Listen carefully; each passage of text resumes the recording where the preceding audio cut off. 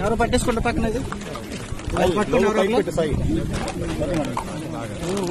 కింద తిందండి లోకల్ పైకి వెళ్ళిపోయింది మేడం గారు కనిపించట్లేదు.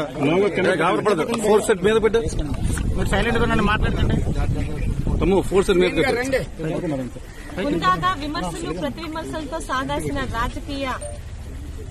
రాజకీయాన్ని 5 సంవత్సరాలు భ్రష్టు పట్టించి గత 5 సంవత్సరాల్లో నిజాలు మాట్లాడినా విమర్శించినా కూడా అనేక సెక్షన్లతోని ప్రతిపక్షాల మీద ప్రశ్నించే ప్రజల మీద తప్పుడు కేసులు తప్పుడు సెక్షన్లు పెట్టిన ఆనాటి వైసీపీ ప్రభుత్వంలో మంత్రి కాకముందే మంత్రి పదవి గురించి ఆశించి ఈనాటి ముఖ్యమంత్రి ఆనాటి మాజీ ముఖ్యమంత్రి అయిన చంద్రబాబు నాయుడు గారి మీద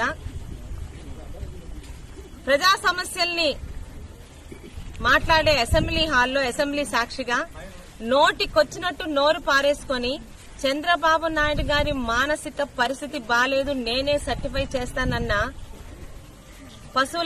మాజీ పశువుల మంత్రి గారి మీద ఈరోజు పలాస టీడీపీ కుటుంబ సభ్యులందరూ పోలీస్ స్టేషన్ లోని కంప్లైంట్ ఇవ్వడం జరిగింది. దాన్ని ఎఫ్ఐఆర్ కూడా రిజిస్టర్ చేయమని చెప్పాము, వాళ్ళు చేస్తారు.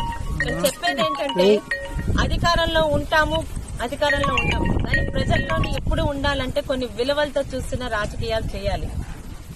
నోటు పారేసుకునే వాళ్ళకే మంత్రి పదవులు ఇస్తానని చెప్పిన జగన్మోహన్ రెడ్డి ప్రాపకం కోసం